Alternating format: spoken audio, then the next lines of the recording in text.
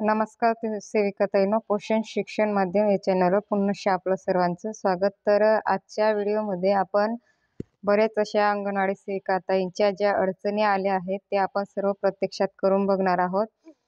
तर त्या सेविकेच्या म्हणण्यानुसार गरोदर मातेची नोंदणी होत नाही किंवा स्थलांतरित होत नाही किंवा नव्याने जे लाभार्थी येत आहे त्यांची नोंदणी होत नाही। हे असे अनेक प्रकारचे तिच्या अडचणी आहेत, तर आपण त्या प्रत्यक्षात इथं स्क्रीनिंगवर आपण करणार आहोत। तर सर्वप्रथम एक सांगू इच्छिते की आपल्या ह्या ज्या रोजच्या अडचणी आहे, डेली ट्रॅकर किंवा लाभार्थी नोंद न होणे, स्थलांतरित होणे किंवा हजेरीला लाभार्थी न दिसणे किंवा आपले जे सर्वेक्षित लाभार्थी आहे त्यापैकी काही लाभार्थी अचानक डिलीट होणे किंवा नाहीसे होणे, तर हा सर्व प्रकार कदाचित आपल्या मोबाईलच्या जो स्टोरेज असतो, जे साठवण्याची क्षमता असते त्यावरून कदाचित असू शकते। कारण आपले जे मोबाईल आहे त्याची जी साठवण्याची क्षमता असते ती कमी असते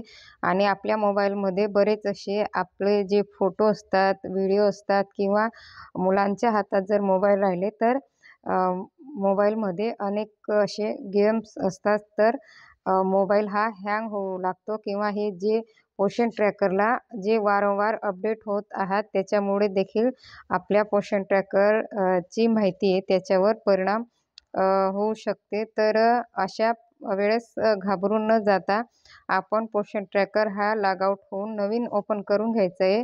नवीन ओपन करून जर आपले लाभार्थी किंवा आपली अडचण दूर झाली नाही, ती अडचण आहे त्या स्थितीत आहे, तर पोषण ट्रॅकर हा ॲप डिलीट करायचा आहे। डिलीट करून तो पुन्हा नव्याने अपडेट करून घ्यायचा आहे।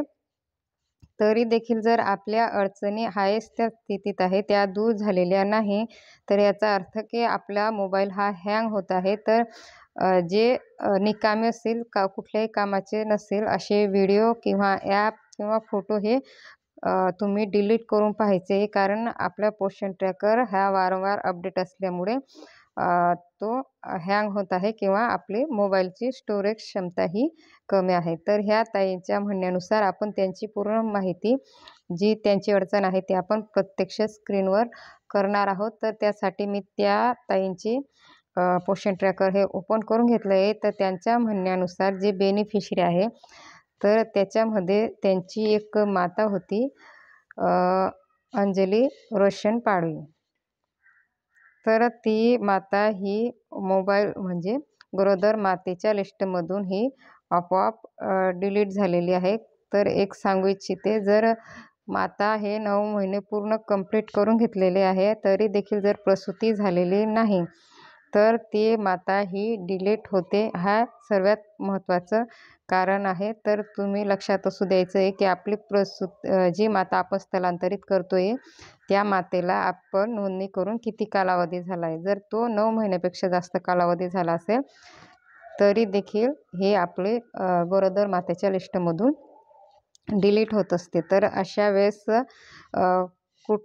एक करायचं आहे की जे आपण माता नोंदणी करणार आहोत ती आपण सरळ स्तंदा मातेमध्ये जाऊन एकदा नोंदणी करून बघायचं आहे, कारण तिला पूर्ण महिने झाले असल्यामुळे ती आपोआप डिलीट झाली आहे। तर आपण सर्व माहिती तिचीही इथं भरून घेणार आहे नव्याने नोंदणीमध्ये।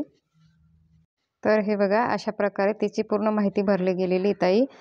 तर ही माहिती भरली गेल्यानंतर आपल्याला गो होम म्हणायचं आहे, गो टू होम। त्यानंतर ही माता बघा इथं ढगाळ दिसते, ढगाचे चिन्ह, त्याच्यामध्ये ही माता आलेली आहे। तर आपण ते एकदा चेक करून घ्यायची आहे। आणि दुसरी गोष्ट म्हणजे आपल्याला हे जे रिफ्रेश बटन आहे ते आपल्याला ज्यावेळेस आपण पोषण ट्रॅकर ओपन करतोय, बंद करतोय, कुठलीही माहिती भरतोय तर होम स्क्रीनवर येऊन आपल्याला रिफ्रेश बटन हे क्लिक करून घ्यायचं आहे। तर ह्याचा म्हणजे याचा उपयोग असा होतो की आपण ज्यावेळेस माहिती बघत असतो किंवा ती माहिती आपल्याला रिफ्रेश करायचं असेल तर त्याचा उपयोग या बटनामुळे होत असतो आणि पूर्ण लाभार्थी आपल्याला देखील हे आपल्या स्क्रीनवर दिसत असतात। तर आपण हे नक्की रिफ्रेश करून घ्यायचे आहे।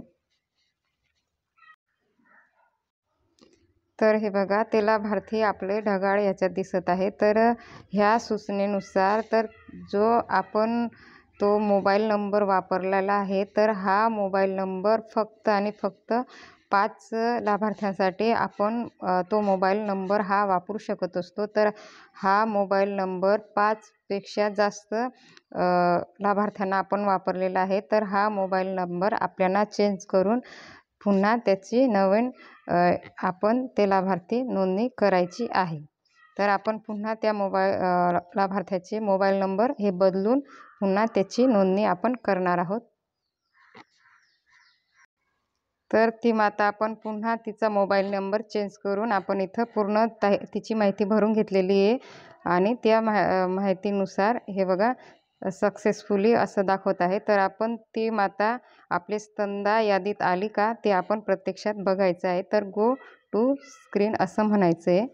त्यानंतर आपल्याला ती माता इथं बघून घ्यायची आहे. तर हे बघा सर्वप्रथम आता आपण माहिती चेंज केली आहे. चेंज केल्यानंतर आपण बदल केल्यानंतर आपल्याला रिफ्रेश हे बटन आपल्याला एकदा पुन्हा क्लिक करून घ्यायचं आहे. तर सगळ्या ताईंना विनंती आहे की आपण कुठलीही माहिती बदलली असेल, भरली असेल किंवा मोबाईल आपण जो पोषण ट्रॅकर ओपन केला असेल किंवा आपण बंद करत असाल तर सर्वप्रथम रिफ्रेश बटन क्लिक करायचं. तर आपल्यासमोर ही बघा माता इथं आलेली आहे. तर त्या ताईला एक मी सांगू इच्छिते की त्यांच्या म्हणण्यानुसार डिसेंबर, जानेवारी आणि फेब्रुवारी हे 3 महिन्यापासून त्या ताई जी माता स्थलांतरित करत होती आणि दिसत नव्हती असं त्यांचं म्हणणं होतं.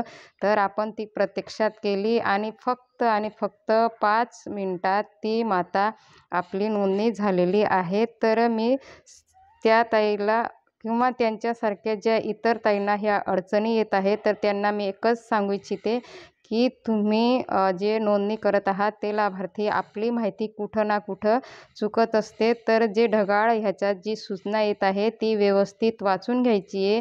जर तुम्हाला इंग्रजी समजत नसेल तर म्हणजे जे गुगल ट्रान्सलेट असतं त्याच्यावर जाऊन आपल्याला त्याच्या मराठीमध्ये अर्थ समजून घ्यायचा आहे. ही बघा ताई तुमची माता ही जी तुम्ही 3 महिन्यापासून प्रयत्न करत होता तर ती आपण फक्त आणि फक्त 5 मिनिटामध्ये ती नोंदणी केलेली आहे. तर ही माता तुमची इथं नोंदणी झालेली आहे आणि आधार असत्यप्रीत दाखवत आहे. ते देखील आपण आता इथं प्रत्यक्षात करून बघणार आहोत की ते सत्यप्रीतमध्ये येते किंवा नाही. तर हे बघा त्या मातेला आपण सत्यप्रीत केले. रिफ्रेश बटन क्लिक करायला विसरू नका. सत्यप्रीत केल्यानंतर रिफ्रेश बटन क्लिक केलं आणि ती माता तुमची ही आधार सत्यप्रीत झाली, नोंदणी झाली. तर ही त्या ताईंची अडचण दूर झाली. आपण आता दुसरी अडचण प्रत्यक्षात बघणार आहोत. कारण ही माता जी नोंदणी झाली हिचं लाभार्थी आपल्याला 0 ते 6 महिन्यामध्ये घ्यायचं आहे. तर ती देखील आपण नोंदणी करूया. तर त्यांच्या म्हणण्यानुसार जे लाभार्थी त्यांचे मागच्या 2 महिन्यापासून नोंदणी होत नव्हते तर ती नोंदणी देखील सक्सेसफुली झालेली आहे. तर आपण गो टू होम म्हणायचे, स्क्रीनवर जायचं आहे. त्यानंतर आपल्याला ती माता लाभार्थी आले का ते बघण्यासाठी सर्वप्रथम रिफ्रेश बटन हे क्लिक करायचेच आहे. तर हे बघा मी रिफ्रेश हे क्लिक करून घेतलेले आहे.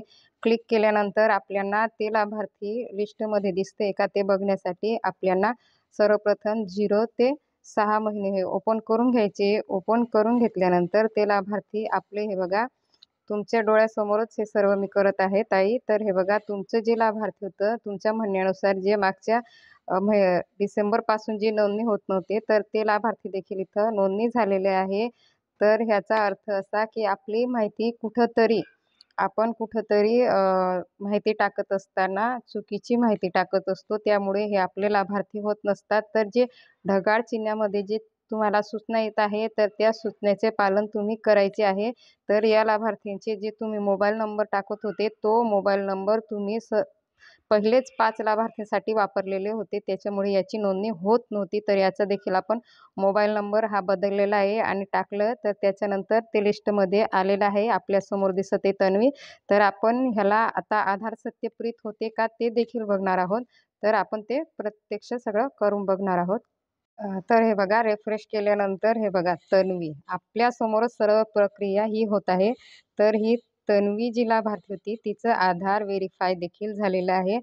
तर सर्व सेविकांना ज्या ह्या अडचणी येत आहे की लाभार्थी नोंद होत नाही, तर सर्वप्रथम आपण मी जे व्हिडिओमध्ये तुम्हाला जे प्रत्यक्ष स्टेप बाय स्टेप आपण एकामागे एक जी क्रिया केली आहे, ती सर्व क्रिया करायची आहे आणि सर्व क्रिया केल्यानंतर तुमचे लाभार्थी हे 100% नोंदणी होईल. आणि दुसरं महत्त्वाचं म्हणजे आपली जर मोबाईल हँग होत असेल, लाभार्थी कमी जास्त डिलीट होत असेल, तर सर्वप्रथम आपलं मोबाईल हे थोडं म्हणजे जे निकामी असेल ते ॲप डिलीट करा, व्हिडिओ डिलीट करा आणि पोषण ट्रॅकरला ही थोडंसं म्हणजे रिफ्रेश करत जा. तुम्ही रोजच रिफ्रेश करा, ही एकच विनंती राहील. तर ह्या ज्या सेविकांच्या अडचणी होत्या, आपण त्या सर्व इथं आपण प्रत्यक्ष सर्व क्रिया केलेली आहे. अजून ज्या सेविकांच्या 5 ते 6 अडचणी आहेत, त्या आपण पुढच्या व्हिडिओमध्ये नक्कीच ते देखील प्रॅक्टिकल करू. कारण त्यांच्या म्हणण्यानुसार गरोदर माता ही